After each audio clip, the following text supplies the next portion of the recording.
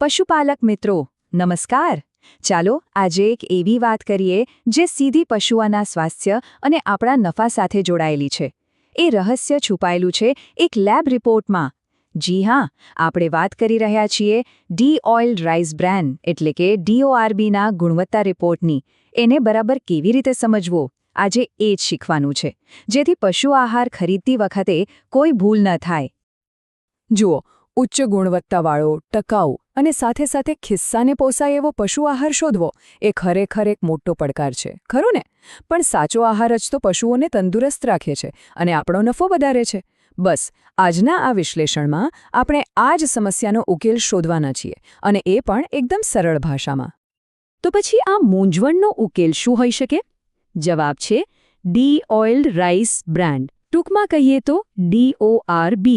પશુઓ માટે આ ખરેખર એક ઉત્તમ આહારનો સ્ત્રોત છે. હવે કોઈને સવાલ થાય કે આ DORB છે શું? તો સાવ સાદી ભાષામાં સમજીએ. ચોખાના ભૂસામાંથી તેલ કાઢી લીધા પછી જે ભાગ વધે ને, બસ એ જ છે ડી-ઓઇલ્ડ રાઈસ બ્રાન. અને આ કોઈ સામાન્ય વસ્તુ નથી. આ તો પોષક તત્વનો ભંડાર છે જે પશુને ભરપૂર તાકાત અને સારું આરોગ્ય આપે છે. તો પછી સવાલ એ થાય કે સારી ક્વોલિટીનો DOB વાપરવાથી ફાયદો શું? ફાયદા અનેક છે. પશુઓનું વજન ફટાફટ વધે, મૃત્યુદર ઘટે અને બીમારીઓ પણ ઓછી આવે. અને એક બીજો મોટો ફાયદો એ છે કે આ પર્યાવરણ માટે પણ એક સારો વિકલ્પ છે. અને જુઓ, આ વાત માત્ર હું નથી કહી રહ્યો. ચાલો જોઈએ કે જે લોકો આ વિષયના જાણકાર છે એ શું કહે છે. એમેઝોન પર મળેલી આ સમીક્ષા જુઓ. એ સ્પષ્ટ કહે છે કે બંસલનો વૈજ્ઞાનિક અભિગમ કેટલો મહત્વનો છે. આનાથી DORBની અગત્યતા અને વિશ્વસનીયતા બંને સાબિત થાય છે. તો ચાલો હવે મૂળ વાત પર આવીએ. આ લેબ રિપોર્ટને વાંચવો કઈ રીતે? ગભરાવાની જરૂર નથી. આપણે ફક્ત 7 મહત્વના આંકડા પર ધ્યાન આપવાનું છે. આ 7 આંકડા જ DORBની આખી જન્મકુંડલી ખોલી દેશે. તો આપણો પહેલો માપદંડ છે ભેજ, એટલે કે મોઇશ્ચર. કદાચ આમ લાગે કે ભેજમાં તે વળી શું જોવાનું, પણ મિત્રો, આ જ સૌથી અગત્યની વસ્તુ છે. ભેજનું પ્રમાણ જ નક્કી કરે છે કે આપણો માલ કેટલો સમય સારો રહેશે. ચાલો જરા ઊંડાણમાં સમજીએ. જુઓ, ભેજ એટલે સેમ્પલમાં રહેલું પાણી. હવે સીધું ગણિત છે. જો ભેજનું પ્રમાણ 11% કરતાં વધી જાય તો સમજો કે ફૂગ લાગવાની ગેરંટી. અને એકવાર ફૂગ લાગી એટલે આખો માલ બરબાદ. એટલે જ હંમેશા યાદ રાખવાનું, આદર્શ રેન્જ છે 9 થી 11%. આનાથી ઓછું નહીં અને વધારે તો બિલકુલ નહીં. ભેજની વાત તો સમજાઈ ગઈ. હવે બીજો નંબર આવે છે ક્રૂડ પ્રોટીનનો. પશુઓનો વિકાસ હોય, દૂધ ઉત્પાદન હોય કે પછી પ્રજનન ક્ષમતા, આ બધાનો આધારસ્તંભ જ પ્રોટીન છે.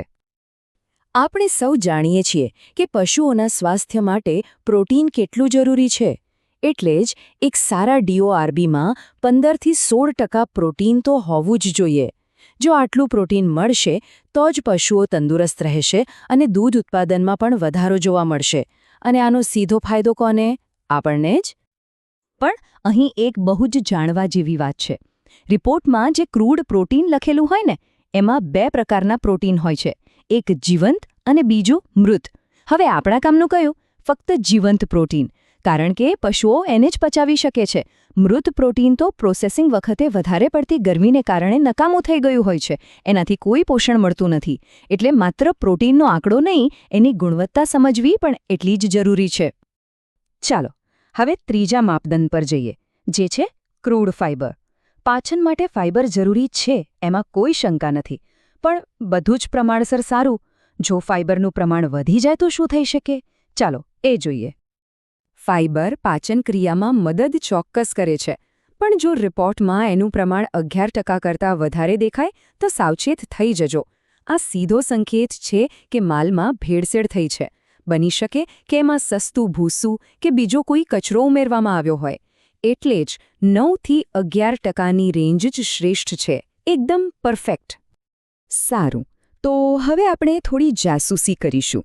હવે જે માપદંડો આવશે એ DOBની શુદ્ધતાની પોલ ખોલી નાખશે. આ આંકડાઓ આપણને બતાવશે કે આપણે જે માલ ખરીદી રહ્યા છીએ એ કેટલો ચોખ્ખો છે. શું એમાં રેતી, માટી કે બીજી કોઈ અશુદ્ધિઓ છે? આ 3 નામ બરાબર યાદ રાખી લો. Sand silica, acid insoluble ash અને ટોટલ એશ. આ ત્રણેય ભેળસેળના મોટા સૂચક છે.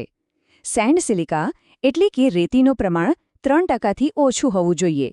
એસિડ ઇન્સોલ્યુબલ એશ એટલે કે માટી કે ધૂળ 4%થી ઓછી હોવી જોઈએ અને ટોટલ એશ 10%થી ઓછું. જો આ આંકડા આનાથી વધારે હોય તો સમજી લેવાનું કે ગુણવત્તા સાથે ચેડા થયા છે. અને હવે આપણો અંતિમ અને કદાચ સૌથી મહત્વનો માપદંડ. આ એક એવો આંકડો છે જે આખા આહારનો સારાંશ આપી દે છે. આ છે એની કુલ ઊર્જા. આના પરથી જ ખબર પડશે કે પશુને આ આહારમાંથી ખરેખર કેટલી શક્તિ મળશે. આને કહેવાય છે TDN એટલે કે ટોટલ ડાયજેસ્ટેબલ ન્યુટ્રિયન્ટ્સ. આ આંકડો બતાવે છે કે આહારમાં કુલ કેટલા પોષક તત્વો એવા છે જે પશુ પચાવી શકે છે. 65થી 70%ની રેન્જને ઉત્તમ ગણવામાં આવે છે. આનો સીધો અર્થ છે કે પશુને આમાંથી ભરપૂર ઊર્જા મળવાની છે. તો ચાલો અત્યાર સુધી આપણે જે કંઈ પણ શીખ્યા એનું એક ઝડપી રિવિઝન કરી લઈએ. આ રહ્યું એક સુપર યુઝફુલ ટેબલ. આ એક પ્રકારની ચીટ શીટ જ છે. આ 7 માપદંડો અને તેની આદર્શ રેન્જ અહીં આપેલી છે. આને બરાબર યાદ કરી લો અથવા તો સ્ક્રીનશોટ પાડીને રાખી લો. જ્યારે પણ DORB ખરીદવા જાઓ ત્યારે આ તમને સાચો નિર્ણય લેવામાં ખૂબ જ મદદ કરશે. ચાલો તો હવે આપણે રિપોર્ટના આંકડા તો સમજી ગયા. પણ માત્ર આંકડા સમજવાથી કામ નહીં ચાલે. હવે સૌથી અગત્યની વાત એ છે કે આ જ્ઞાનનો ઉપયોગ કરીને એક હોશિયાર ખરીદદાર કેવી રીતે બનવું અને સાચા નિર્ણયો કેવી રીતે લેવા. આના માટે ફક્ત આ 5 સરળ પગલાં અનુસરવાના છે. પહેલું, ક્યારેય કોઈ એક આંકડા પર ન અટકી જવું. હંમેશા આખો રિપોર્ટ જુઓ.